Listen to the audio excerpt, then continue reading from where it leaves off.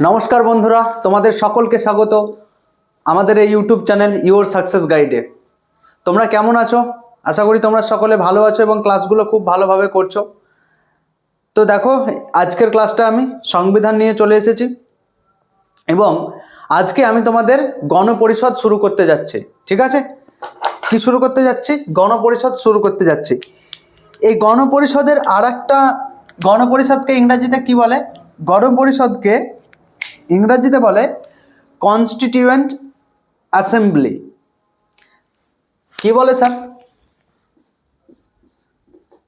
Constituent assembly.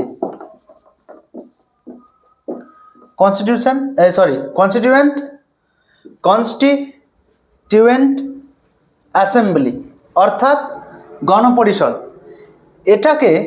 এটাকে আমরা সংবিধান সভা নামেও জানবো। এটাকে আমরা কি জানবো? সংবিধান সভা। সংবিধান সভাও বলা যেতে পারে। ঠিক আছে, গণপরিষদের মেন উদ্দেশ্য কি? গণপরিষদের মেন উদ্দেশ্য হচ্ছে সংবিধান তৈরি করা। এর মেন উদ্দেশ্য কি ছিল? যাতে সংবিধান তৈরি করা বা সংবিধান একটা বানানো। তাহলে এই যে সংবিধানটা তৈরি হবে, এই সংবিধান তৈরি হওয়ার জন্য আপনি তৈরি হবে না, নিশ্চয় কতজন লোক বসবে, লিখবে, দিয়ে সংবিধান তৈরি হবে। এবার দেখো, সংবিধান কিন্তু তৈরি হয় 1946 সালের ক্যাবিনেট মিশন প্ল্যান অনুযায়ী। এবার বিষয়টা হচ্ছে যে এত সহজে কিভাবে ইংরেজরা আমাদেরকে সংবিধান লিখতে দিল, সেই সমস্ত কাহিনী আমরা কনস্টিটিউশন ডেভেলপমেন্ট অফ ইন্ডিয়া বা ভারতের সাংবিধানিক বিকাশ, এই টপিকটাতে আলোচনা করব। এবং আমি আগেই বলেছি এই টপিকটা আমি কিন্তু তোমাদের কিছুদিন পরে দেব। ঠিক আছে, আজকে গণপরিষদ শুরু করা যাক। তো গণপরিষদ কি? হ্যাঁ, যেটা বলছিলাম যে এত সহজে কিন্তু ইংরেজরা কিন্তু আমাদেরকে সংবিধান লিখতে দেয়নি। কেন দেয়নি? কি এর আগে অনেক মিশন এসেছিল, ক্রিপস মিশন, তারপরে আগস্ট অফার, এইসবগুলো এসেছিল। সেগুলো আমরা কনস্টিটিউশন ডেভেলপমেন্ট অফ ইন্ডিয়াতে জানবো। এখন আপাতত আমরা গণপরিষদটা শুরু করি। তো দেখো, এই গণপরিষদ শুরু হয়েছিল 16ই মে 1946 সালের ক্যাবিনেট মিশন প্ল্যান অনুসারে। এই ক্যাবিনেট মিশন প্ল্যান অনুসারে গণপরিষদ তৈরি হয় এবং গণপরিষদ কি করে? সংবিধান রচনা করে। তাহলে স্যার, প্রথমে আমাদেরকে জানতে হবে যে গণপরিষদ কি। প্রথমে আমরা জানবো যে গণপরিষদ কি। তাহলে গণপরিষদ হচ্ছে যে, লিখে নেবে,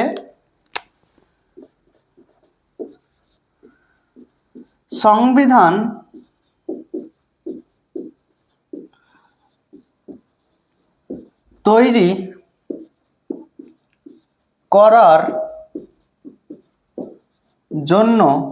তৈরি করার জন্য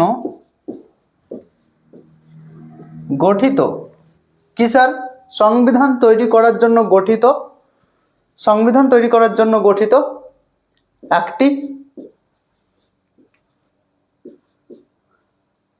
একটি তুমি বলতে পারো যে প্রতিনিধি। সংবিধান তৈরি করার জন্য একটি প্রতিনিধি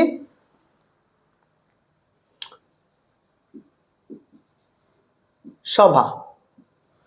কি বললাম? যে সংবিধান তৈরি করার জন্য গঠিত একটি প্রতিনিধি সভা। এখানে খুব ভালো করে জানবে যে এখানে আমি লিখেছি প্রতিনিধি সভা। এর মানে কি স্যার? দেখো, গণতান্ত্রিক নিয়মরীতি মেনে কোনো একটি দেশের শাসন ব্যবস্থা বা সেই দেশের শাসন ব্যবস্থার কাঠামো কিরূপ হবে, সেটা সেই দেশের নাগরিক বা জনগণ এর মাধ্যমে কিন্তু ঠিক করা হয়।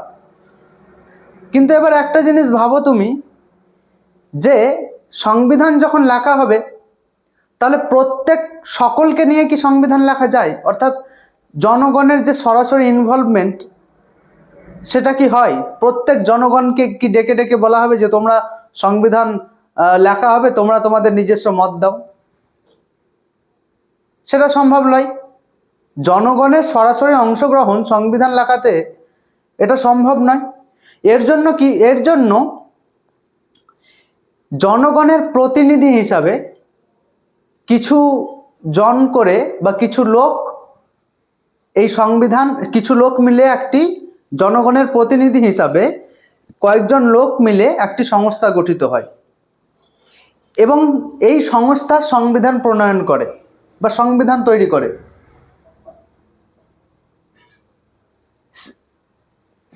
সেই যে সংস্থা হলো, সেই সংস্থাটাই হচ্ছে গণপরিষদ। তাহলে গণপরিষদের মেন উদ্দেশ্য কি ছিল? গণপরিষদের মেন উদ্দেশ্য ছিল একটি সংবিধান তৈরি করা। ঠিক আছে, তাহলে সংবিধান তৈরি করার জন্য একটি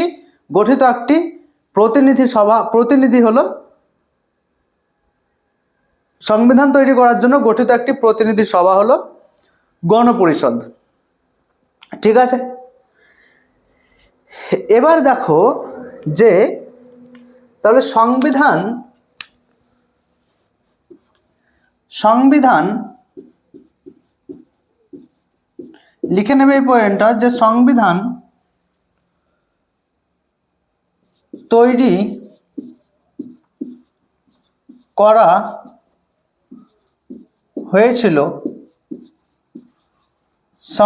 তৈরি করা হয়েছিল 1946 সালের 16ই মে গৃহীত 1946 সালের 16ই মে গৃহীত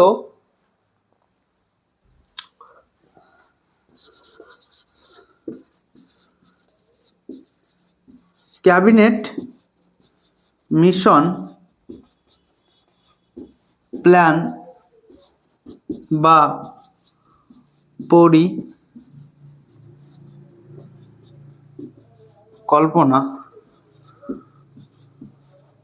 অনুযায়ী। ঠিক আছে, তো সংবিধান তৈরি ক্যাবিনেট মিশন প্ল্যান অনুযায়ী কিন্তু হয়।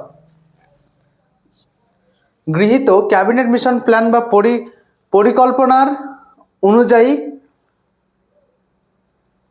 গণপরিষদ গঠনের মাধ্যমে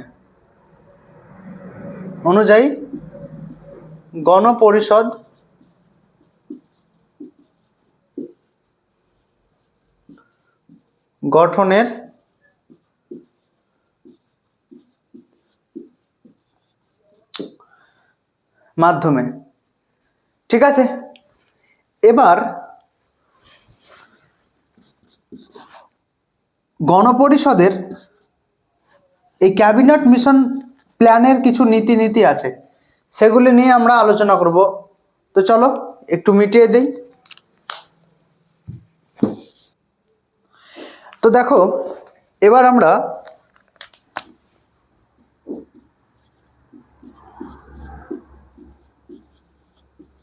ক্যাবিনেট মিশন প্ল্যান এর 4টি নীতি সম্পর্কে আলোচনা করব, যার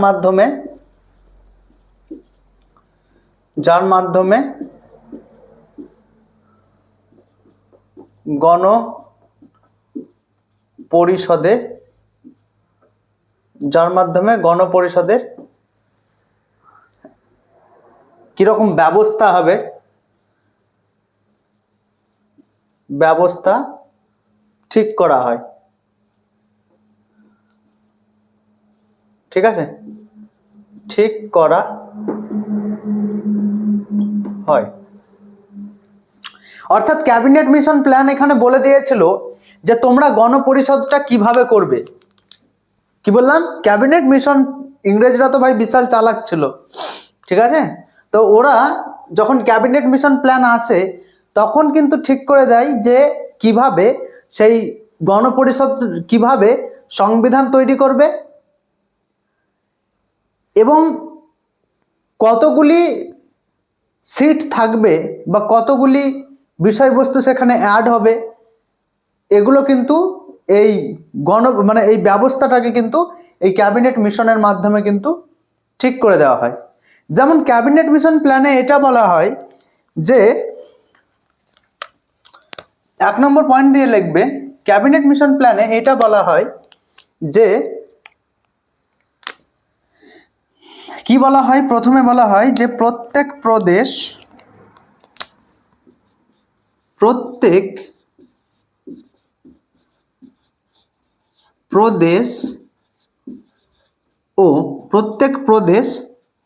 ও দেশীয়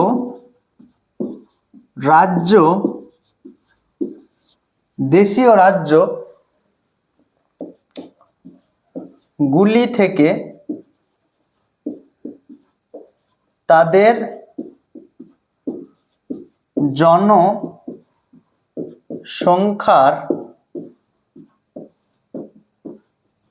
অনুপাতে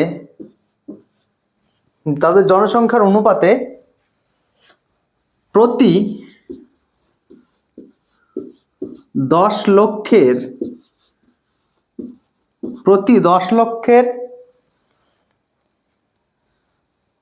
10 লক্ষ এখানে লিখে নেবে, প্রতি 10 লক্ষ জনগণের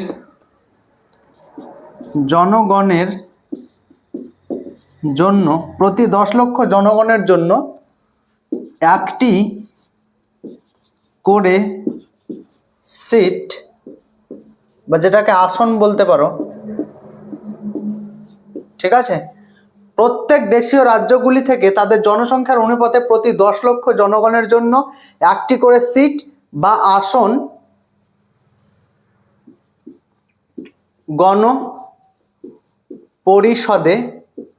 গণপরিষদে থাকবে, ঠিক আছে।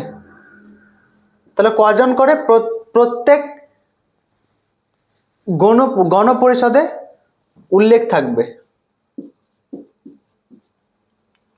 উল্লেখ করা হবে, ঠিক আছে। বুঝতে পারলে যে প্রত্যেক প্রদেশ ও দেশীয় রাজ্যগুলি থেকে তাদের জনসংখ্যার অনুপাতে একটি করে সিট উল্লেখ করা হবে, ঠিক আছে। এবার বিষয়টা তোমাদেরকে কিছু জিনিস জানতে হবে। দেখো, যখন এই সময়টাতে ব্রিটিশ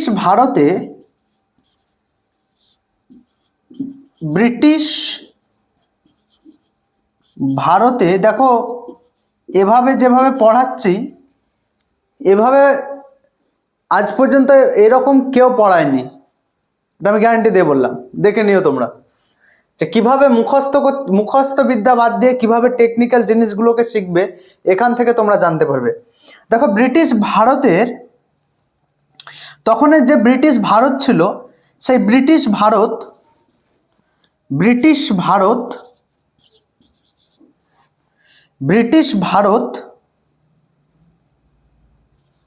দুটি ভাগে ভাগ ছিল। দুটি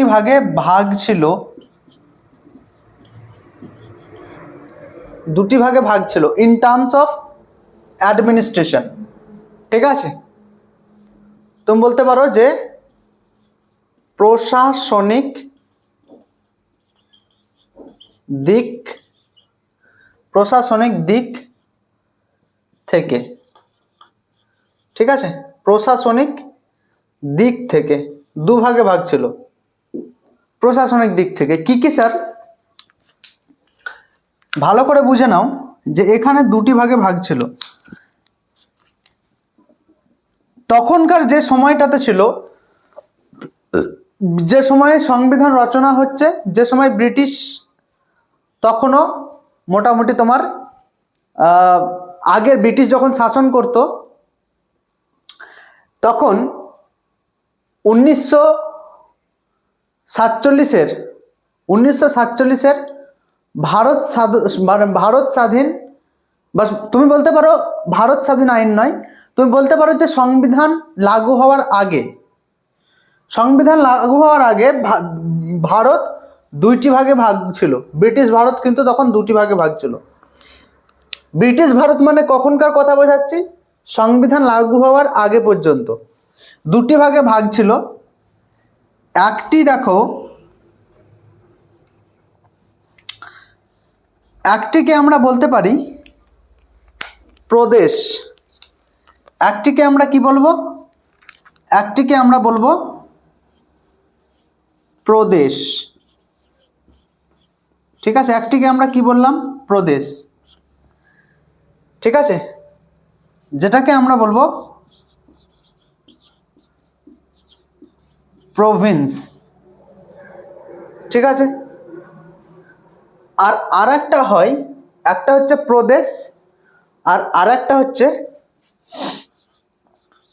দেশীয়, দেশীয়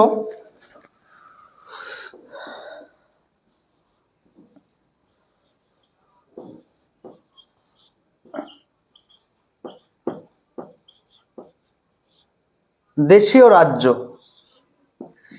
একটা হচ্ছে প্রভিন্স আর একটা বলা হচ্ছে প্রিন্সলি স্টেট।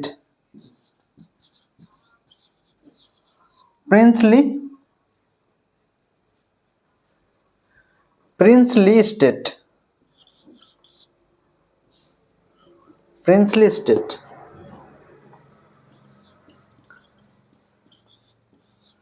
প্রিন্সলি স্টেট মনে থাকবে। প্রদেশ কোনগুলো, এই প্রদেশকে বা প্রভিন্সকে ব্রিটিশ সরকার ডাইরেক্ট শাসন করছে, অর্থাৎ সমস্ত শাসন এর মধ্যে ভরা আছে। সেখানকার ট্যাক্স কালেকশন থেকে শুরু করে তোমার সেখানে অ্যাডমিনিস্ট্রেশন চালানো সবকিছু কিন্তু ব্রিটিশ সরকার ডাইরেক্ট শাসন করছে। দেশীয় রাজ্য বা প্রিন্সলি স্টেট, সেই রাজ্যগুলোকে বলা হচ্ছে যেগুলি ব্রিটিশদের দ্বারা সরাসরি ডাইরেক্টলি কিন্তু শাসিত হচ্ছে না, কিন্তু এখানে যে নবাব রাজারা শাসন করছে তারাও কিন্তু ব্রিটিশের অধীন হয়ে শাসন করছে। অর্থাৎ ব্রিটিশ সরকার ডাইরেক্ট এখানে শাসন করছে না, ব্রিটিশ সরকার ডাইরেক্ট শাসন করছে না, ব্রিটিশ সরকার তার পাপেটগুলো দিয়ে শাসন চালাচ্ছে। অর্থাৎ যে নবাব বা রাজাগুলো আছে তাদের দিয়ে শাসন চালাচ্ছে, ব্রিটিশ সরকার কিন্তু ডাইরেক্ট শাসন করছে না, কিন্তু সেই রাজাগুলোও কিন্তু ব্রিটিশদের অধীনে আছে। বুঝতে পেরেছো? তাহলে সেইগুলো বলছে দেশীয় রাজন্যবর্গ বা প্রিন্সলি স্টেটস, সেই রাজ্যগুলোকে বলা হয়। যেমন ধরো তোমরা সকলে পড়েছো যে 1757 সালে কি হয়, পলাশির যুদ্ধ হয়। 1757 সালে পলাশির যুদ্ধ হয়। ঠিক আছে, পলাশির যুদ্ধের পরে তোমাদের মনে আছে বক্সারের যুদ্ধ 1764 সালে কি হয়, বক্সারের যুদ্ধ হয়। আচ্ছা, বক্সারের যুদ্ধে কারা কারা ছিল? একদিকে ছিল মীর কাসিম, শাহ আলম দ্বিতীয়, মীর কাসিম, শাহ আলম দ্বিতীয়, আর আরেকটা কি ছিল, সুজাউদ্দৌলা। ঠিক আছে, সুজাউদ্দৌলা অবধের রাজা ছিল, অবধের নবাব ছিল। শাহ আলম দ্বিতীয় মুঘল রাজা ছিল, আর বাংলা থেকে ছিল মীর কাসিম। আর তাদের সঙ্গে যুদ্ধ হয়েছিল কার? হেক্টর মুনেরো। তো হেক্টর মুনেরো কিন্তু তখন রবার্ট ক্লাইভের অধীনে কাজ করছে। তো হেক্টর মুনেরো বক্সারের যুদ্ধ কিন্তু জয় করে নিচ্ছে ইংরেজরা, অর্থাৎ হেক্টর মুনেরো জয় হচ্ছে। কিন্তু সন্ধি যখন করতে আসে তখন সন্ধি হয় রবার্ট ক্লাইভের সঙ্গে, কারণ রাজাতে সন্ধি হয়। এবার একটা সন্ধি হয় 12ই আগস্ট এরকমই হবে 12ই আগস্ট 1700 কত সালে, 67 সালে, যেটাকে আমরা এলাহাবাদের সন্ধি বলি। কার সঙ্গে হচ্ছে? এটা হচ্ছে শাহ আলম দ্বিতীয়র সঙ্গে হচ্ছে, শাহ আলম দ্বিতীয়র সঙ্গে হচ্ছে সন্ধিটা, ঠিক। শাহ আলম দ্বিতীয়র সঙ্গে কার হচ্ছে? রবার্ট ক্লাইভ, ক্লাইভ, ঠিক আছে। এবার বক্সারের যুদ্ধ জয় করে নেওয়া মানে পলাশী যুদ্ধের জয়ের পর থেকেই কিন্তু ইংরেজদের খুঁটিটা গাড়া হয়েছে শাসন ব্যবস্থায় ভারতবর্ষের। এরপরে 1764 সালে যখন ব্রিটিশরা জিতে গেল, তখন তো তাদেরকে আর আটকায় কে? বিশাল পাওয়ার, বিশাল শক্তিশালী হয়ে উঠলো, তারা যা ইচ্ছে তাই করতে লাগলো। এবার এখানে দেখো আমি কেন বলছি জিনিসটা, যে 12ই আগস্ট হয়েছিল একটা, আর একটা হয়েছিল 16ই আগস্ট, সম্ভবত 16ই আগস্ট কিন্তু হয়েছিল। তো একটা হয়েছিল 12ই আগস্ট আর একটা হচ্ছে 16ই আগস্ট 1767-তে, ঠিক আছে। এবার তারা যখন জিতে গেল, এলাহাবাদের বক্সারের যুদ্ধে যখন জিতে গেল, এলাহাবাদের সন্ধি হয়ে গেল, তখন বাংলা বিহার উড়িষ্যার শাহ আলমের কাছ থেকে বাংলা বিহার উড়িষ্যার দেওয়ানির কিন্তু লাভ করে। দেওয়ানি কাদের হাতে চলে যায়? দেওয়ানির অধিকার ইংরেজদের হাতে চলে যায়, অর্থাৎ সেখানকার ট্যাক্স কালেকশনের দায়িত্বে কিন্তু ব্রিটিশ সরকার এই ইস্ট ইন্ডিয়া কোম্পানি চলে আসে। এবার এরপরে কি হয়, তারা বাংলায় কিন্তু দ্বৈত শাসন ব্যবস্থা চালু করে দেয়। দ্বৈত শাসন ব্যবস্থা মানে কি দেখো, যে এখানে দুটো থাকবে, নবাবের প্রথা কিন্তু চলবে। এখানে আমি বলেছি যে দ্বৈত শাসন ব্যবস্থার বা ডায়ারকি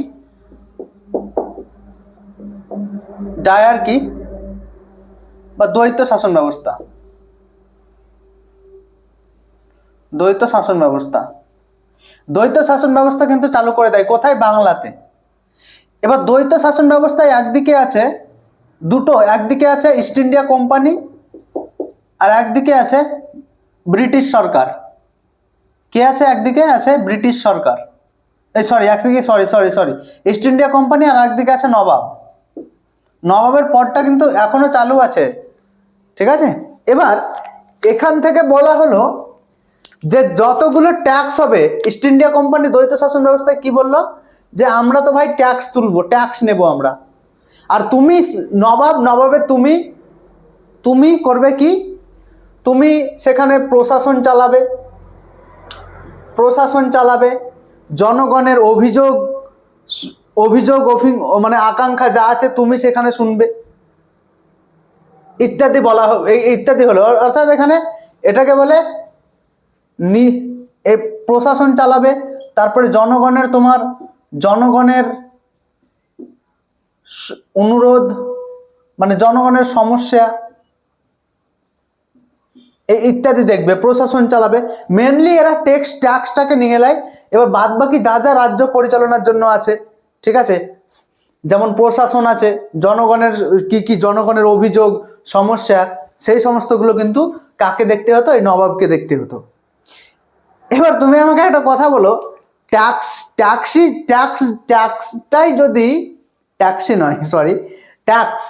এই ট্যাক্স কালেকশন যদি ব্রিটিশদের হাতে চলে যায়, তাহলে এর রাজা হয়ে লাভ কি? এ নবাব হয়ে লাভ কি এর? তাই না? পয়সাটা তো পাচ্ছেই না, তাহলে আসল হচ্ছে কিন্তু ইস্ট ইন্ডিয়া কোম্পানি কিন্তু লাভবান হচ্ছে। এইটা হচ্ছে, তো এইটা অর্থাৎ ঠিক সেই রকমই যে দেশীয় রাজ্যগুলির কিন্তু এই একই অবস্থা, কিছু করে ট্যাক্স দাও, তুমি তোমার রাজ্য চালাও। আর ব্রিটিশদের ব্রিটিশ ইস্ট ইন্ডিয়া কোম্পানির প্রথম থেকেই তাদের একটা, যখন তারা শুরু করেছিল তাদের বিজনেস, তখন তাদের একটা স্লোগান ছিল, পরীক্ষায় আসে অনেক সময় বড় পরীক্ষাতে, যে কি স্লোগান ছিল স্যার? স্লোগানটা ছিল হচ্ছে যে, এখানে কোথাও আমি লিখে দিচ্ছি এখানে স্লোগানটা হচ্ছে যে,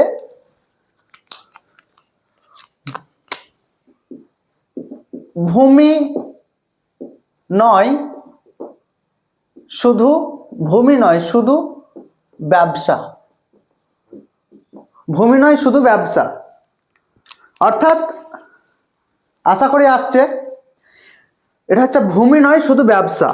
এটা হচ্ছে তাদের একটা স্লোগান ছিল, কাদের? ব্রিটিশ সরকারের একটা slogan, British east India company, সরকারের নয়, কোম্পানির কিন্তু একটা স্লোগান ছিল যে ভূমি নয় শুধু ব্যবসা। অর্থাৎ কি? অর্থাৎ মানে হচ্ছে যে আমরা শুধু ব্যবসা, প্রফিটের দিকে আমাদের লক্ষ্য থাকবে। আমরা সেখানে কোনো ইয়ে করব না, কোনো ঝামেলায় জড়াবো না, আমরা শুধু লাভটা আমরা করব, ঠিক আছে, বাদ বাকি তোমাদের দেশ তোমরা চালাও, এরকম একটা মনোভাব ছিল। মানে ভূমি নয় শুধু ব্যবসা, শুধু আমরা ব্যবসা করব, ভূমি টুমি তোমাদের দেশের লোক যা হচ্ছে তোমরা সেটা দেখে নাও, আমাদের লাভ হলেই হলো, আমাদের লাভ হলেই হলো, এরকম একটা মনোভাব।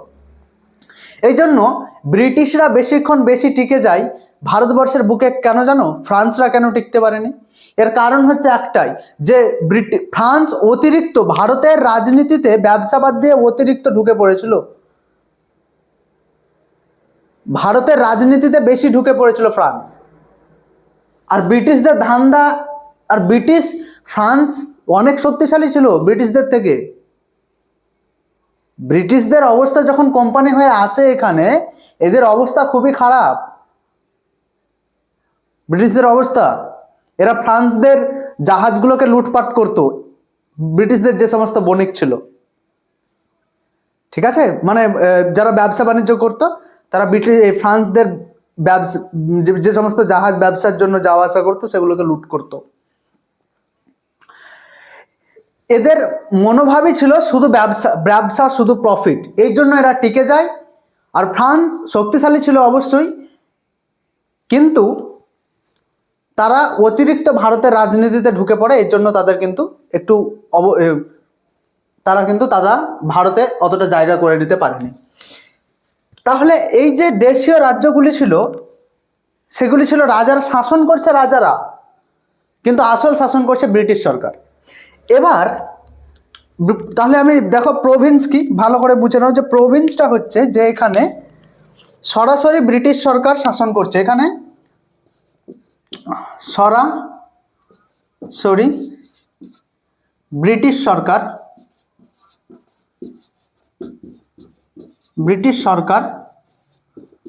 শাসন করছে।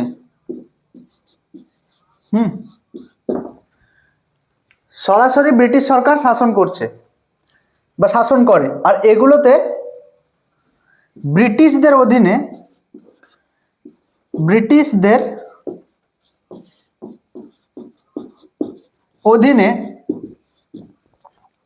নবাব বা রাজারা শাসন করছে।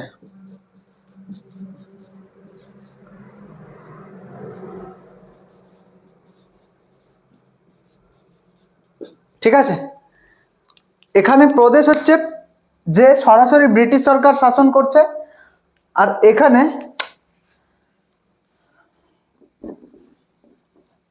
শাসন করে বা করছে একই ব্যাপার,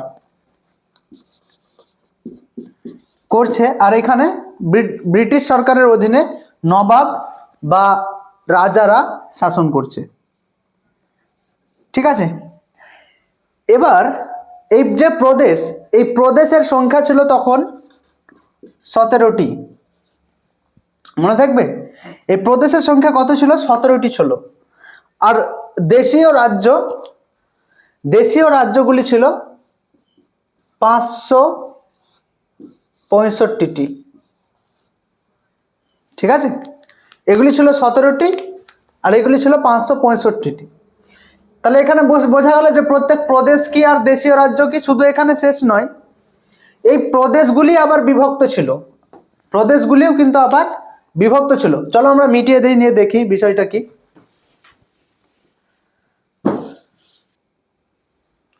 তো দেখো, আমি বলেছিলাম যে তখনকার যে ব্রিটিশ ইন্ডিয়া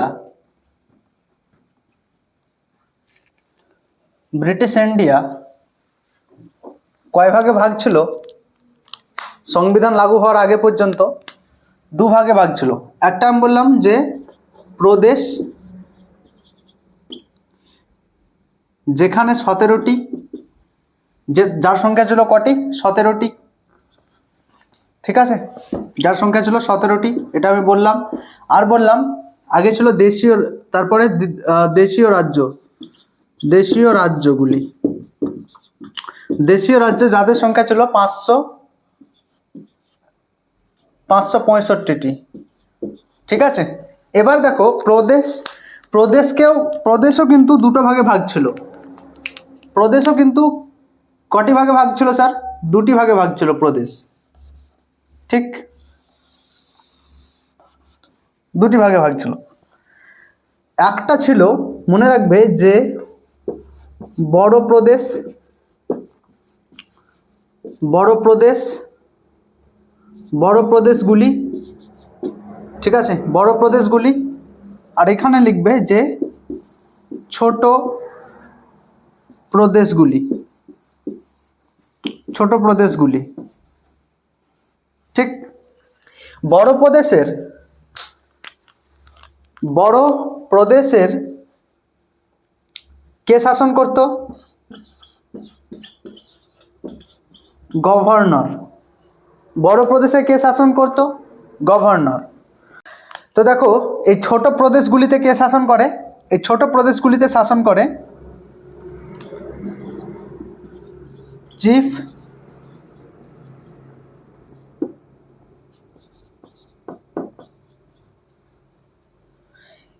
চিফ কমিশনার্স।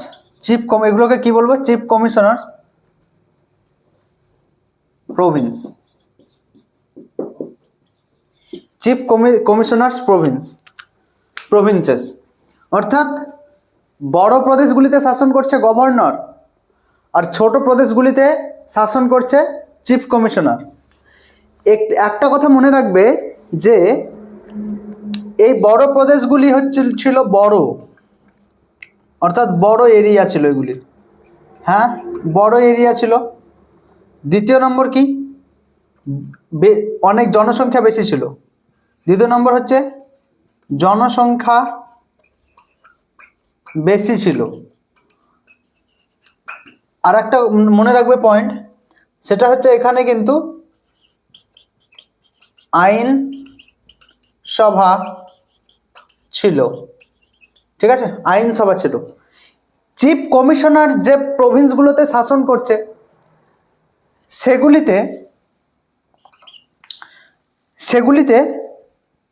হচ্ছে ছোট আয়তন। ঠিক আছে, ছোট আয়তন। তারপরে এখানে জনসংখ্যা তুলনামূলক কম, জনসংখ্যা কম। আর কি, এখানে কিন্তু পূর্ণ আইনসভা ছিল না, পূর্ণ আইন সভা ছিল না। ঠিক আছে, কি বললাম? পূর্ণ আইনসভা ছিল না। এবার যে বলে না যে 11টি গভর্নর শাসিত প্রদেশ থেকে টোটাল কত ছিল? 17টি ছিল। প্রদেশ কটা ছিল? টোটাল 17টি। দেশীয় রাজ্য ছিল 556টি, সরি 565টি। তাহলে প্রদেশ ছিল 17টি, আর তোমার যে প্রিন্সলি স্টেট, যেটা দেশীয় রাজ্য, সেটা থেকে ছিল 565টি। এই 17-র মধ্যে দেখো বড় প্রদেশগুলি ছিল আর ছোট প্রদেশগুলি ছিল। বড় প্রদেশগুলি বড় এরিয়া, জনসংখ্যা বেশি, আইনসভা বেশি ছিল। ছোট প্রদেশগুলি ওখানে কে শাসন করছে? গভর্নর। এখানে কে শাসন করছে? Chief commissioner. এখানে ছোট আয়তন, জনসংখ্যা কম, এবং পূর্ণ আইনসভা ছিল না। ঠিক আছে, পূর্ণ আইনসভা ছিল না। এই যে এবার এখান থেকে এই বড় প্রদেশগুলি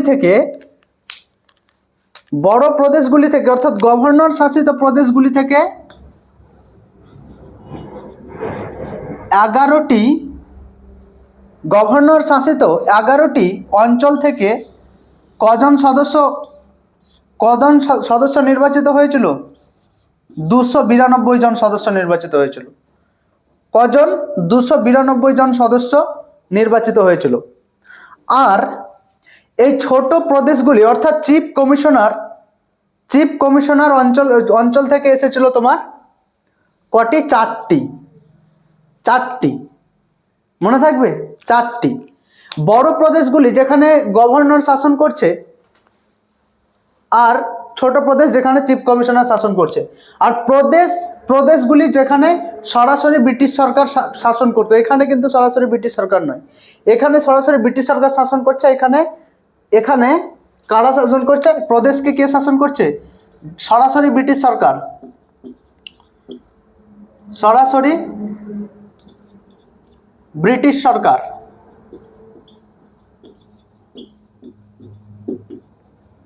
আর এখানে কে শাসন করছে? ব্রিটিশদের অধীনে, ব্রিটিশদের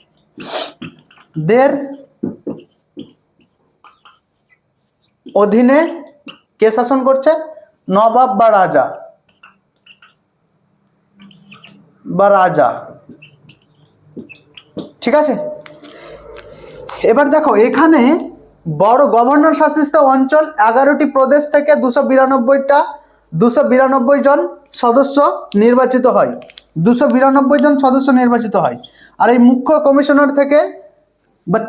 কমিশনার থেকে এখান থেকে কিন্তু হয় তোমার কয়টি?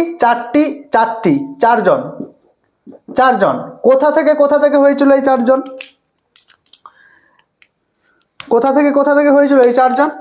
এই চারজন হয়েছিল, মনে রেখে দেবে যে মুখ্য কমিশনার বা চিফ কমিশনারিজ থেকে বা চিফ কমিশনার্স প্রভিন্স থেকে ছিল কে? দিল্লি থেকে। তারপরে ছিল তোমার আজমের, রাজস্থানের দিকটা, মেওয়াড়,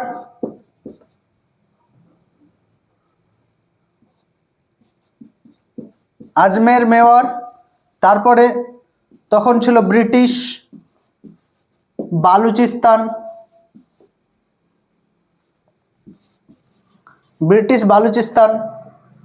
আর কে ছিল? কুর্গ। আর কে ছিল? কুর্গ। এখান থেকে চারজন হলো। তাহলে এটাকে আমি অন্য একটা হেডিং এ করে দিচ্ছি, তোমরা বুঝতে পারবে না। দেখো দেশীয় রাজ্য কিন্তু এখান থেকে এত দূর, এটা কিন্তু আলাদা।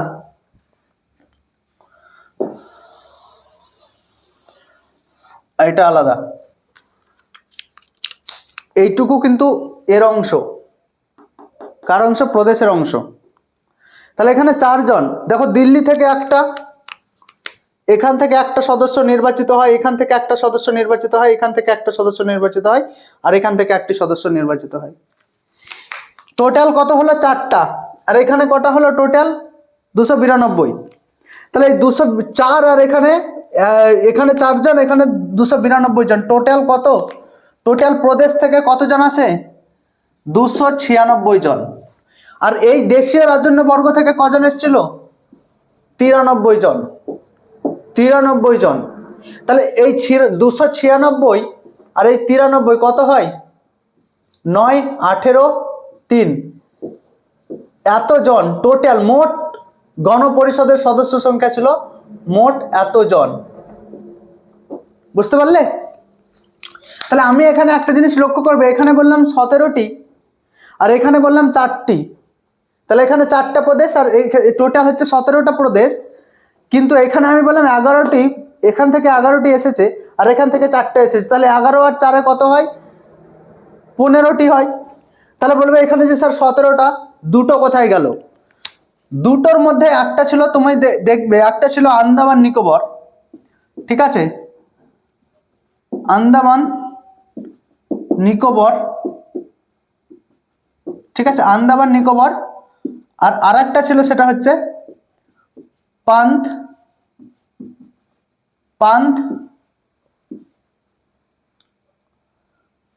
একটা ছিল তোমার পান্থ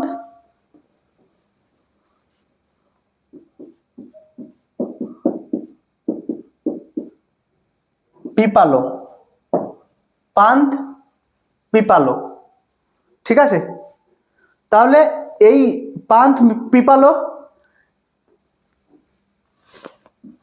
এই পান্থ পিপালো, তাহলে এই আন্দামান থেকে, আন্দামান নিকোবর এবং পান্থ পিপালো থেকে কিন্তু এই দুটো প্রভিন্স ছিল, ছোট ছোট প্রভিন্স ছিল এগুলো। এগুলো থেকে কিন্তু কোনো সদস্য তারা পাঠায়নি। কারণ কি? কারণ সেখানে কোনো প্রাদেশিক আইনসভা ছিল না, আইনসভা ছিল না, প্লাস আন্দামান নিকোবর এগুলোতে জনসংখ্যা কম ছিল, এই দুটোতেই।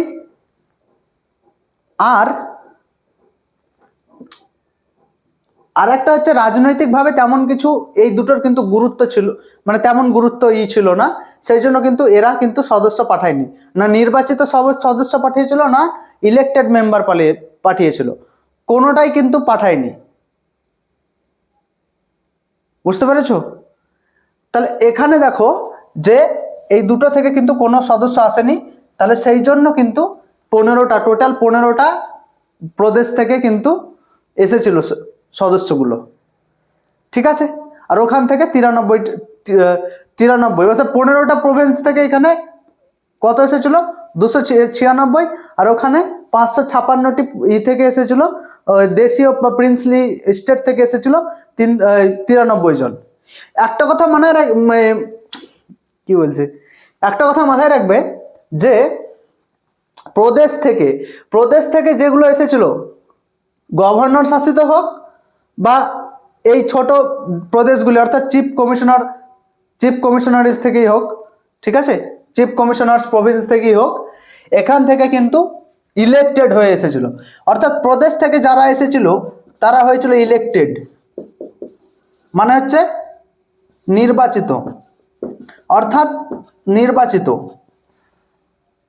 বুঝতে পারা গেছে স্যার? এটা ছিল নির্বাচিত। এটা ছিল দেশীয় রাজন্যবর্গ থেকে এসেছিল, দেশীয় রাজন্যবর্গ থেকে এসেছিল, এরা কিন্তু হয়েছিল মনোনীত,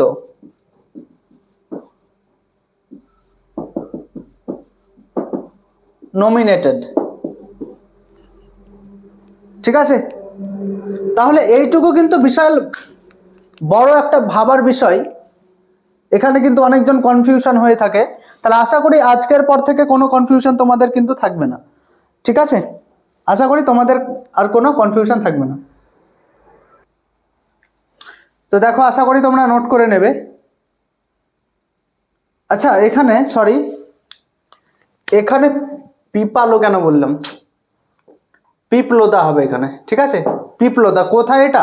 এটা হচ্ছে মধ্যপ্রদেশের এমপি, মধ্যপ্রদেশের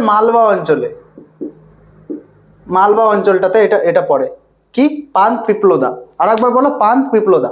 এগুলো থেকে কিন্তু তারা কোনো সদস্যকে পাঠায়নি, কারণ এখানে পূর্ণ আইনসভা ছিল না, রাজনৈতিক দিক থেকে অতটা গুরুত্বপূর্ণ না এখানে।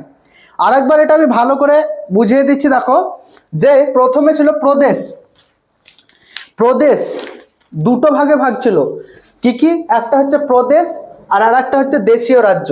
প্রদেশকে আমরা কি বলি? প্রভিন্সেস বলা যায়।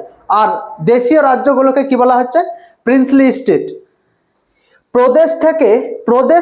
প্রদেশকে দেখো দুটো ভাগে ভাগ করেছি। একটা হচ্ছে বড় প্রদেশ যেখানে গভর্নর শাসন করত, আর ছোট প্রদেশ যেখানে চিফ কমিশনার শাসন করত। এই যে গভর্নর যেখানে শাসন করত সেখানে বড় এরিয়া ছিল, জনসংখ্যা বেশি ছিল, আইনসভা সেখানে কিন্তু ছিল, আইনসভা ছিল, এবং আইনসভা থাকার জন্য এখানে কিন্তু মেম্বার গেছে, নির্বাচিত হয়ে গেছে। প্রদেশ থেকে তুমি গভর্নর শাসিত বলো বা চিফ কমিশনার শাসিত বলো, এখান থেকে ইলেক্টেড হয়ে গেছে, ওরা কি হয়ে গেছে? ইলেক্টেড হয়ে গেছে ওখানে। বুঝতে পেরেছো? বলতো নির্বাচনের মাধ্যমে কিন্তু বাছা হয়েছে। এখান থেকে 4টে ছিল, 4জন সদস্য গেছিল। কোথা থেকে? দিল্লি থেকে একটা, আজমের মারওয়ার থেকে একটা, মেওয়ার থেকে একটা, আর ব্রিটিশ বালুচিস্তান থেকে একটা, আর কুর্গ থেকে একটা। আর এখানে 11টি গেছিল, ঠিক আছে। দিয়ে এখানে 11টি প্রভিন্স থেকে 11টি, এটা এখানে লিখে নেবে যে 11টি গভর্নর শাসিত প্রদেশ থেকে 11টি গভর্নর শাসিত প্রদেশ, এটা কনফিউশন হয়ে যেতে পারে যে 11টি গভর্নর শাসিত প্রদেশ থেকে, গভর্নর শাসিত প্রদেশ থেকে, এখানেই লেখা আছে গভর্নর শাসিত 11টি গভর্নর শাসিত প্রদেশ থেকে 11টি, আর ওখানে 4 জন চিফ কমিশনার শাসিত অঞ্চল থেকে। তাহলে এখানে 11টি প্রদেশ থেকে 292 জন, আর ওখানে 4 জন, 292 আর 4 জন, তো প্রদেশ থেকে মোট সদস্য সংখ্যা যাচ্ছে 296 জন সদস্য। ঠিক আছে, আর এগুলো কিন্তু সবাই নির্বাচিত হয়ে গেছে, অর্থাৎ ভোট দিয়ে গেছে। আচ্ছা স্যার, নির্বাচিত হয়ে গেছে, ভোট কি গোটা পাবলিক দিয়েছে? ভোট কিন্তু গোটা পাবলিকে দেয়নি। মাথায় রাখবে, এখানে ভোট তারাই দিয়েছে যারা ট্যাক্স দিত। কি বললাম? যারা ট্যাক্স দিত, অর্থাৎ যদি ভারতবর্ষের জনসংখ্যা যদি তোমার 100% হয়ে থাকে, 90% লোক ভোট দেয়নি, 10% ভোট দিয়েছে। যারা একটু তখনভাবে অ্যাক্টিভ ছিল বা যারা ট্যাক্স ফ্যাক্স দিত, তারাই কিন্তু এখানে কিন্তু ভোট দিয়েছিল। ঠিক আছে, বুঝতে পেরেছ? তোমরা নোট করে নাও। তো দেখো, এবার যে ক্যাবিনেট মিশন প্ল্যানের যে বাকি 3টি তোমার ছিল, নীতি ছিল, সেগুলি সম্পর্কে আলোচনা করা যাক। প্রত্যেক প্রদেশের আসন সংখ্যা সাধারণ মুসলিম ও শিখ সম্প্রদায়ের মধ্যে জনসংখ্যার আনুপাতিক হারে বিভক্ত হবে, এটা বলা ছিল। এই পয়েন্টগুলো দেখো এবার কিভাবে বুঝতে সুবিধা হবে। দেখো, এর জন্য কিন্তু আমি এত ডিটেলসে আগে বুঝালাম। প্রত্যেক সম্প্রদায়ের সদস্যগণ, ঠিক আছে, কি কি সম্প্রদায়? সাধারণ মুসলিম শিখ একক হস্তান্তরযোগ্য সমানুপাতিক ভোট অধিকারের ভিত্তিতে প্রাদেশিক আইনসভাগুলি থেকে নিজ নিজ প্রতিনিধিদের দ্বারা নির্বাচিত। অর্থাৎ সেখানে কি রকম ইলেকশন হয়? সেটা কি হয়? ডাইরেক্ট ইলেকশন হয়েছিল। আমি আগেই বললাম যে ডাইরেক্ট ইলেকশন হয়েছিল, এবং সেটা কি ধরনের ইলেকশন? একক হস্তান্তরযোগ্য সমানুপাতিক, এইটা যেটা অনেকটা রাষ্ট্রপতির মতো। ঠিক আছে, যেখানে তোমার কি হবে, যখন রাষ্ট্রপতির ইলেকশন পড়াবো তখন তোমরা ভালো করে বুঝতে পারবে। ঠিক আছে, দেখো, একটা ভোট হয় first past the post system. তো দেখো, এখানে লোগো আসবে। আমি বলছি যে প্রত্যেক সম্প্রদায়ের সদস্যগণ একক হস্তান্তরযোগ্য সমানুপাতিক ভোট অধিকার। একটা কি হয়, যে একটা হয় তোমার first past the post system. ঠিক আছে, এটাতে কি হয়, এটাতে ধরো 100টা ভোটার আছে, 100টা ভোটার আছে। 100টা ভোটারের মধ্যে ধরো কেউ একজন পেয়েছে 25টা, সাপোজ করো এ পেয়েছে 25টা ভোট, বি পেয়েছে 22টা, সি পেয়েছে, ধরো এখানে সি পেয়েছে 8টা। ঠিক আছে, সি পেয়েছে 8টা, ডি পেয়েছে তোমার আরো 5টা, আর আরো অনেক আছে, ধরো ডিই পেয়েছে, এখানে 10টা পেয়েছে। ঠিক আছে, এফ পেয়েছে 15টা। ঠিক আছে, তাহলে দেখো, যাই হোক, এখানে তুমি একটা জিনিস লক্ষ্য করো, এ 25টা পেয়েছে, 100টার মধ্যে এ কত পেয়েছে? 25টা পেয়েছে। এবার এখানে তাহলে ভোটে কে জিতেছে? এ জিতেছে, এই যে উইনার হলো হিসাব মতো। কিন্তু 100 তুমি যদি দেখো 25 কত পার্সেন্ট? বাপন স্যার নিশ্চয় করিয়েছে 1/4, মানে হচ্ছে কত পার্সেন্ট পেয়েছে? ও 25% পেয়েছে। 25%ও পেয়েছে, মানে বাদ বাকিও আরো যে সমস্ত ছিল 75% লোকে কিন্তু ওকে ভোট চায়নি, ওকে ভোটে জেতাতে চায়নি, মানে ও চায়নি যে ভোটটা জিতুক।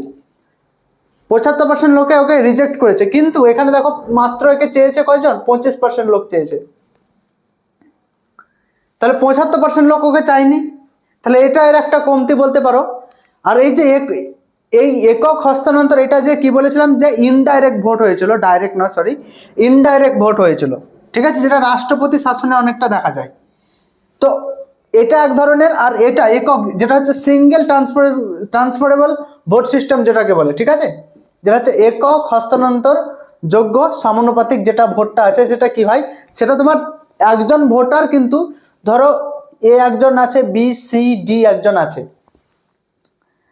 ঠিক আছে, ধরো এখানে আছে, আসছে না, সরি, এই যে একক হস্তান্তর যোগ্য এই যে সমানুপাতিক, এটা কি, এটা হচ্ছে তোমার ধরো এ আছে একজন, বি আছে একজন, সি ডি আছে একজন। যখন রাষ্ট্রপতি পড়াবো, রাষ্ট্রপতি তখন কিন্তু ভালো করে তোমরা জানতে পারবে। দেখো এখানে কিন্তু তোমাকে ইয়ে দিতে হবে, শুধু সিম্পলি জেনে নাও, যেখানে তোমাকে র্যাঙ্ক দিতে হবে, মানে চারটাকেই তোমাদের প্রেফারেন্স দেবে, মানে প্রথমে তুমি কাকে আগে রাখতে চাও সেই জিনিসটা তুমি দেবে।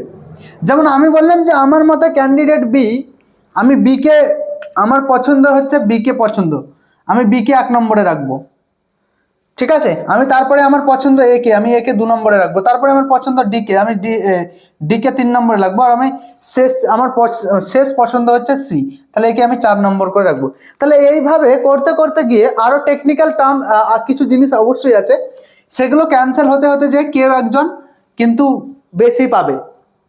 এটাই হচ্ছে তোমার এই জিনিসটা, এই ভোট সিস্টেমটা। যাই হোক, তো কি বলছে যে প্রত্যেক সম্প্রদায় ও সদস্যগণ একক হস্তান্তরযোগ্য সমানুপাতিক ভোট অধিকারের ভিত্তিতে আইনসভাগুলি থেকে নিজ নিজ প্রতিনিধিদের দ্বারা নির্বাচিত করবে, যেটা আমি আগে বললাম। আর এখানে তোমার নির্বাচিত কাদের দ্বারা, এটা হচ্ছে যে বিধানমণ্ডলের দ্বারা, বিধান মণ্ডলের সদস্যদের দ্বারা, ঠিক আছে। আরেকটা কিছু জেনে নাও যে টোটাল এখানে সিট কটা ছিল, টোটাল সিট ছিল তোমার এখানে 1585টি সিট ছিল, ঠিক আছে, যার মধ্যে তোমার আগেই যেখানে বলেছিলাম যে মাত্র 10% লোক ভোট দিয়েছিল, সমস্ত ভারতবাসীকে নিয়ে করা হয়নি, যারা তখন অ্যাক্টিভ ছিল এবং যারা ট্যাক্স ফ্যাক্স একটু যারা দিত তাদেরকে নিয়ে, তাহলে 90% লোক কিন্তু এখানে ভারতবাসী কিন্তু ভোট দেয়নি, ইনডাইরেক্ট হয়েছিল এটা, ঠিক আছে। তাহলে এখানে এই যে এখানে এই 1585 সিটের মধ্যে 707টা কিন্তু কংগ্রেস, ইন্ডিয়ান ন্যাশনাল কংগ্রেস কিন্তু জিতে যায়, ঠিক আছে। আর কি বলছে যে দেশীয় রাজ্য থেকে প্রতিনিধি আলাপ আলোচনার মাধ্যমে স্থির হবে। আমি আগেই বলেছিলাম যে প্রদেশ আর দেশীয় রাজন্যবর্গ, এই যে দেশীয় রাজন্যবর্গ বা দেশীয় রাজ্য কোনগুলি, যেগুলিতে কোনো নবাব শাসন করছে, ইংরেজদের অধীনে কোনো নবাব বা রাজা শাসন করছে, তাহলে সেখান থেকে আলাপ আলোচনার মাধ্যমে, অর্থাৎ সেখানে নির্বাচিত হয়নি, ইলেক্টেড হয়নি, সেখানে কি হয়েছিল, সেখানে মনোনীত হয়েছিল, যেটা আমি আগেই বলেছি, ঠিক আছে। এবার যেমন প্রদেশ, অনেক প্রদেশ ছিল, স্বাধীন প্রদেশ মানে কোনগুলো ছিল, যেগুলো ডাইরেক্ট ব্রিটিশ সরকারের হাতে, যেমন বাংলা, বিহার, উড়িষ্যা, তারপরে তোমার আসাম, ঠিক আছে, তারপর হচ্ছে ইউনাইটেড প্রভিন্স, এইসবগুলো অনেকগুলি ছিল। যাই হোক, আশা করি এটা তোমরা নোট করে নেবে। এবার চলো ভালো করে নোট করে নাও, পরবর্তী স্লাইডে আমরা মুভ করব। তো দেখো, এবার দেখো গণপরিষদের প্রথমে কে বলেন যে প্রথমে যে গণপরিষদ লাগবে, এরকম আগেই বলেছি যে এম.এন. রায় বলেছিল, কিন্তু সেটা ছিল,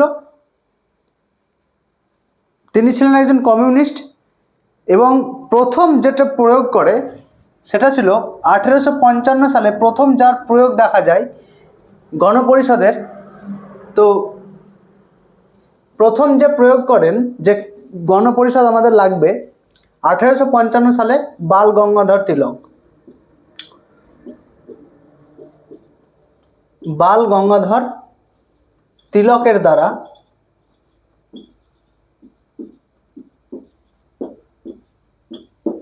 কি করা হয় 1855-তে এই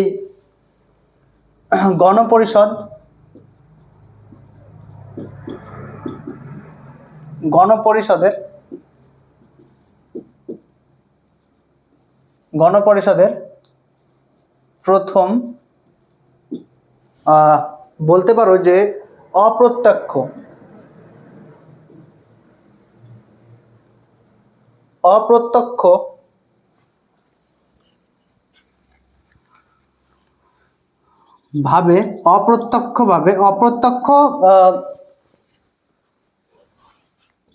ডিমান্ড করেন। অপ্রত্যক্ষ কারণ কি? কারণ তিনি ডিমান্ড করেছিলেন কিন্তু তার অ্যানসারে বা রেসপন্সে কিছু আসেনি। ঠিক আছে, কোথায় দেখতে পাওয়া যায়? এটা দেখতে পাওয়া যায় তার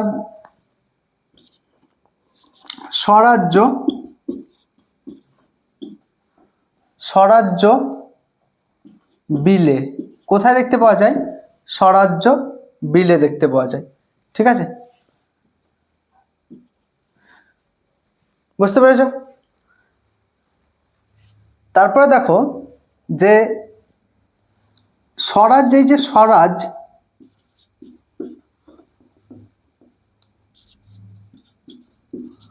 স্বরাজ শব্দটি প্রথম কে প্রয়োগ করে? উত্তর হবে, এখানে ধ্যান রাখবে, স্বামী দয়ানন্দ সরস্বতী।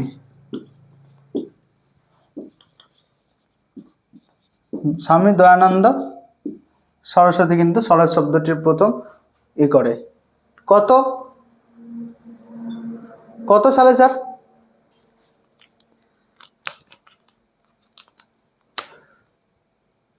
কোন বইয়ে?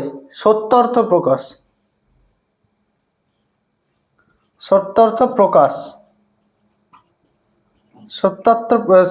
প্রকাশ গ্রন্থে। ঠিক আছে, এই স্বরাজ শব্দটির প্রথম প্রয়োগ করে। আর এই স্বরাজ শব্দটির প্রথম অফিসিয়াল প্রয়োগ, ঠিক আছে, যেটাকে আধিকারিক প্রয়োগ বলতে পারো, সেটা করা হয় কার দ্বারা? সেটা করা হয় 1906 সালে 1906 সালের কলকাতা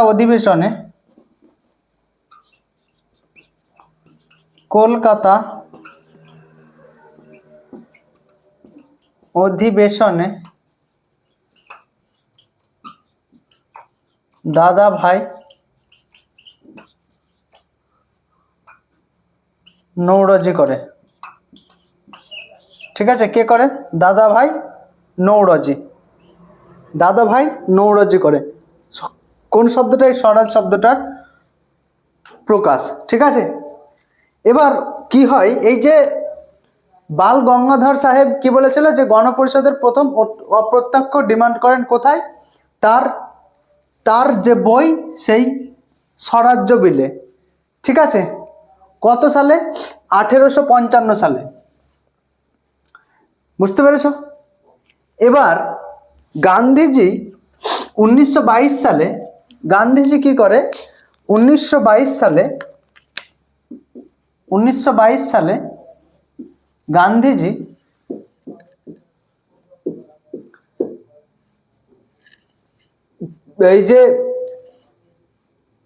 গান্ধীজি কি করেন যে বাল গঙ্গাধরের এই যে তার চিন্তাধারা, প্রথম যে গণপরিষদের যে ডিমান্ড বা তার চিন্তাধারা, সেটাকে কিন্তু গান্ধীজি কি করে? একদম গান্ধীজি মান্যতা দিয়ে দেয়।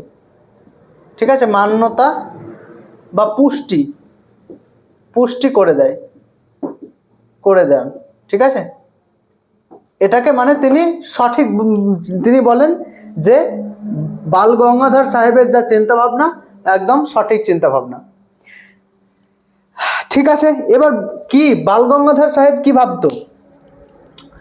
বাল গঙ্গাধর সাহেবের ভাবনা চিন্তা, তিনি এই স্বরাজ্য বিলে তিনি কি বলতেন? কিসের মানে তার ভাবনা চিন্তাটা কি ছিল? তিনি বলতেন যে আত্মনির্ভর আত্মনির্ভর আত্মনির্ভর ও গণতান্ত্রিক ভারতের কথা তিনি ভাবতেন। ঠিক আছে, আত্মনির্ভর আর গণতান্ত্রিক। তিনি মনে করতেন যে প্রত্যেক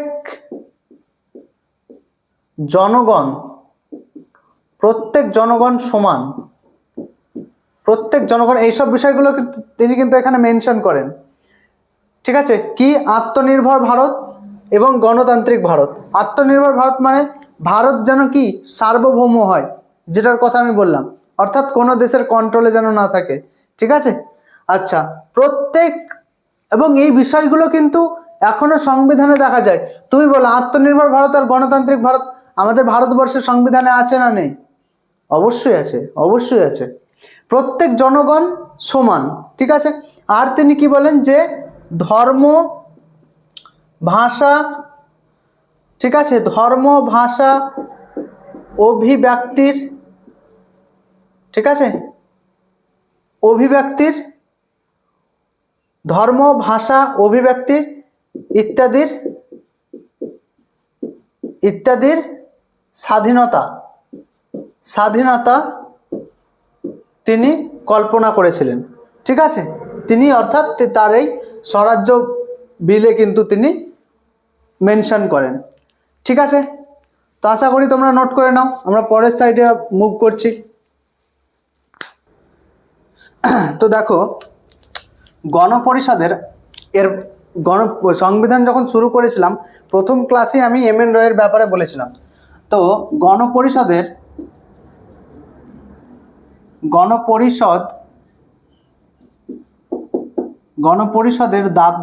দাবির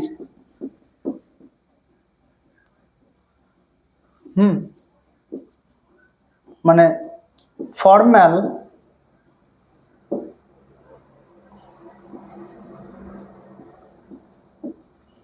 ফর্মাল দাবিটি যে করেছিলেন তিনি ছিলেন এম.এন. রয়, মানবেন্দ্রনাথ রয়। ঠিক আছে, গণপরিষদের। এবার একটা জিনিস হেডিং দেবে যে গণপরিষদের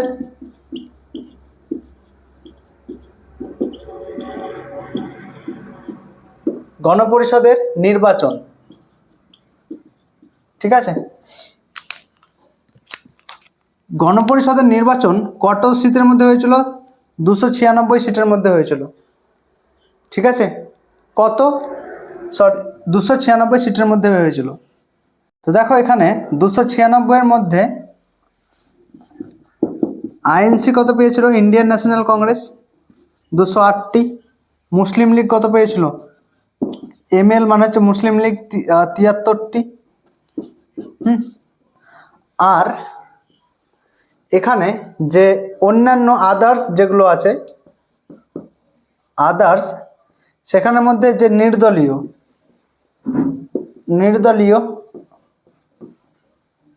নির্দলীয় তারা কত পেয়েছিল? তারা পেয়েছিল 8টি। ঠিক আছে, অন্যান্যদের মধ্যে যারা নির্দলীয় তারা পেয়েছিল 8টি, এবং যারা ছোট পার্টি তারা পেয়েছিল 7টি। তাহলে এই হচ্ছে গণপরিষদের নির্বাচন। বুঝতে পেরেছ? এবার আমরা এটা নোট করে নেবে। এবার আমরা গণপরিষদের, তো চলো এবার গণপরিষদের আমরা মিটিংগুলোর সম্পর্কে বা সেশনগুলোর সম্পর্কে কিন্তু আলোচনা করি। ঠিক আছে, গণপরিষদের কি দেবে? এটা বৈঠক। ঠিক আছে, তো দেখো 1946 সালের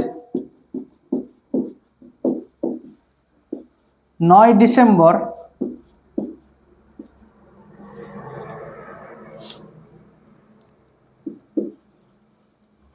ডিসেম্বর কি হয়, রাধে রাধে, 1946 সালে 9 ডিসেম্বর কি হয়,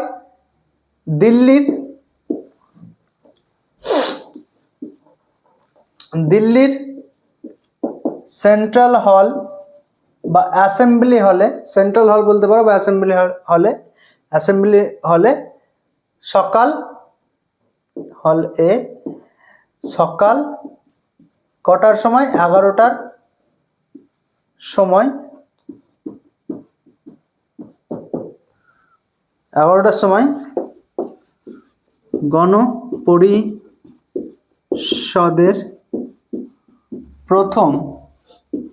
গণপরিষদের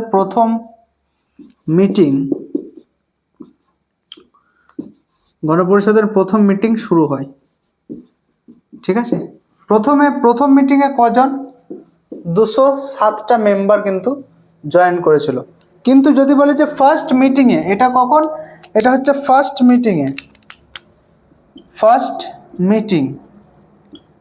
মিটিংয়ে কজন, 207টা, মনে রাখবে। কিন্তু যদি বলে যে ফার্স্ট, তারপরে কি হয়, 9 ডিসেম্বর শুরু হয়, তো এরপর থেকে ইধার উধার থেকে আরো কয়েকজন যোগদান করে। তাহলে ফার্স্ট সেশন যদি বলে, ফার্স্ট সেশনে কিন্তু কজন, 211 জন কিন্তু জয়েন হয়। ঠিক আছে, 211 জন, বুঝতে পেরেছ? এবার দেখো, মুসলিম লীগ কি জয়েন করেছিল? মুসলিম লীগ জয়েন করেনি। মুসলিম লীগ এমএল দিলে ঠিক হবে, মুসলিম লীগ, তাহলে মুসলিম লীগ কিন্তু জয়েন করেনি। কেন জয়েন করেনি? কারণ 6 ডিসেম্বর 1946-এ কি হয়, 6 ডিসেম্বর 1946 সালে ব্রিটিশ সরকারের দ্বারা এটা বলে দেওয়া হয় যে দুটো দেশ তাদের জন্য আলাদা আলাদা সংবিধান কি করতে পারে, আলাদা আলাদা সংবিধান তৈরি করতে পারে। আলাদা আলাদা সংবিধান কিন্তু তৈরি করতে পারে। তাহলে যেখানে 6 ডিসেম্বর 1946 সালে মুসলিম লীগের কিন্তু জয়েন করব, যখন মুসলিম লীগ জয়েন করব এরকমটা সবাই ভাবছিল, কিন্তু আর কি মুসলিম লীগ জয়েন করে? আর মুসলিম লীগ কিন্তু জয়েন করেনি। ঠিক আছে, কারণ দেখো 3 দিন আগে ব্রিটিশ সরকার এটা বলছে যে আলাদা আলাদা দেশ তাদের আলাদা আলাদা সংবিধানের জন্য, তাহলে ভারতের জন্য সংবিধান হচ্ছে, ওরা তো আগে থেকে একটা আলাদা রাষ্ট্রের ডিমান্ড করছিল, সেই জন্য কিন্তু মুসলিম লীগ এখানে জয়েন করেনি। একটা কথা মাথায় রাখবে যে মুসলিম লীগকে কিন্তু এখানে তোমার ওই বিএন রাওকে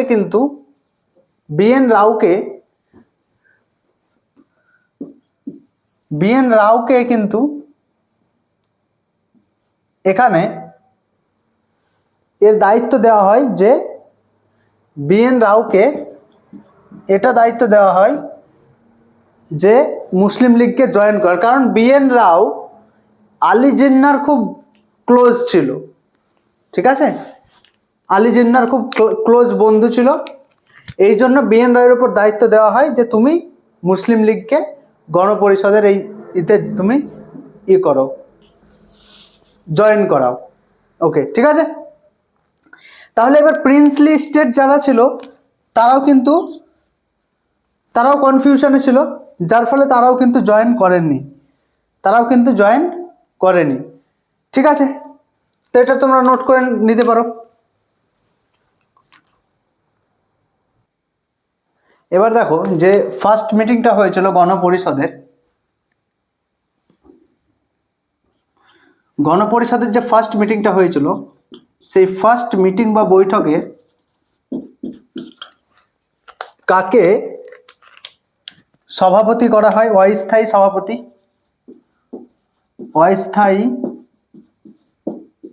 সভাপতি কাকে করা হয়? অস্থায়ী সভাপতি করা হয়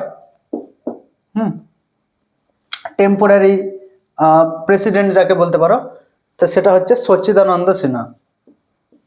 সচ্চিদানন্দ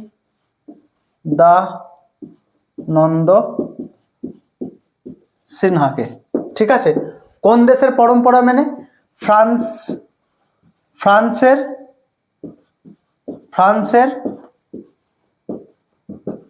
পরম্পরা মেনে, ফ্রান্সের পরম্পরা মেনে। ঠিক আছে, কোন দেশের পরম্পরা মেনে?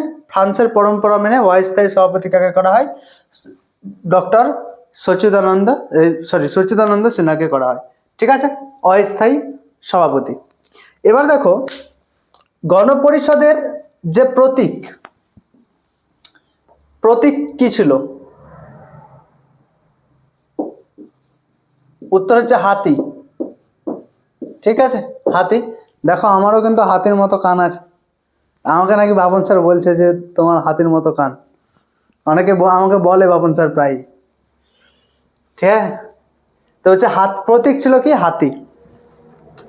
এবার দেখো সেকেন্ড মিটিং যেটা শুরু হয়, ফার্স্ট মিটিংটা কততে শুরু হয়েছিল বলেছিলাম? 9 ডিসেম্বর 1946-এ, 1946-এ।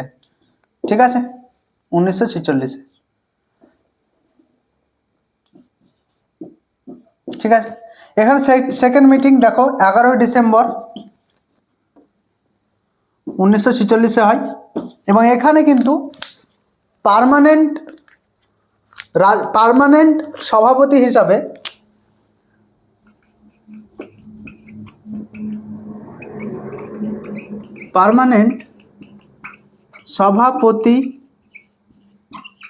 হিসাবে কাকে করা হয়? ডক্টর রাজেন্দ্র প্রসাদকে। ঠিক আছে, এবং ভাইস প্রেসিডেন্ট কে ছিল? এইচ.সি. মুখার্জি।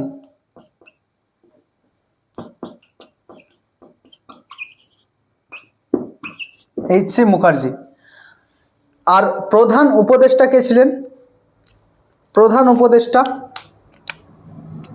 এটা ইম্পর্টেন্ট কিন্তু পরে। প্রধান আইনি উপদেষ্টা হবে। ঠিক আছে, প্রধান আইনি উপদেষ্টা কে ছিল? বেনেগাল নারসিম রাও, BN রাও যাকে বলে। BN রাও। ঠিক আছে, নোট করে নাও। দেখো নোট করে নেবে যে সেকেন্ড মিটিং শুরু হচ্ছে 11 ডিসেম্বর 1946-এ, পার্মানেন্ট সভাপতি হিসাবে ডক্টর রাজেন্দ্র প্রসাদ। পার্মানেন্ট মানে হচ্ছে স্থায়ী, লিখে নেবে তোমরা, স্থায়ী যেটাকে বলছে পার্মানেন্ট।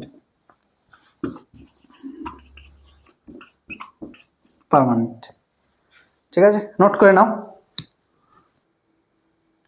তো দেখো এবার গণপরিষদের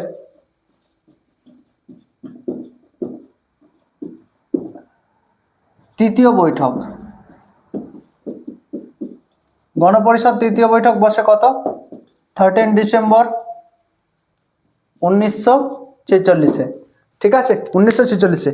এখানে কি হয়? জওহরলাল নেহরুর এখানে অবজেক্টিভ রেজলিউশন পাস করে। ঠিক আছে, অবজেক্টিভ রেজলিউশন কি করেন? প্রেজেন্ট করেন। ঠিক আছে, প্রেজেন্ট করেন। ঠিক আছে, এটা হচ্ছে জওহরলাল নেহেরু।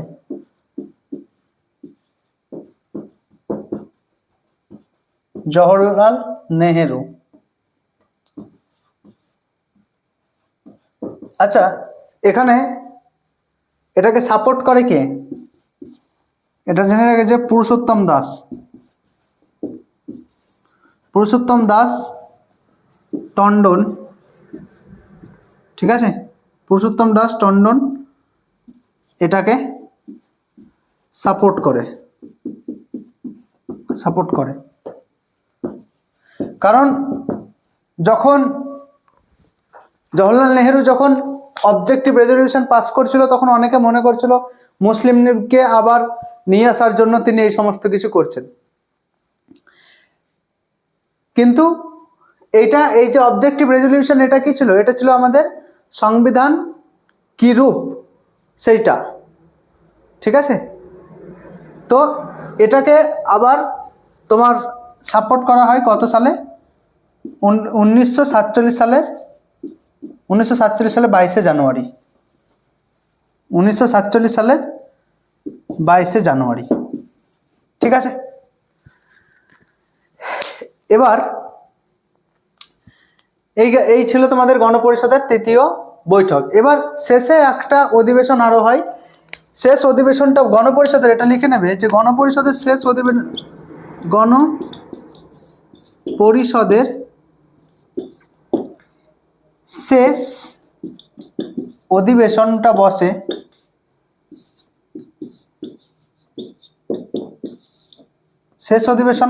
বসে সেটা হচ্ছে 24 জানুয়ারি 1950 সালে।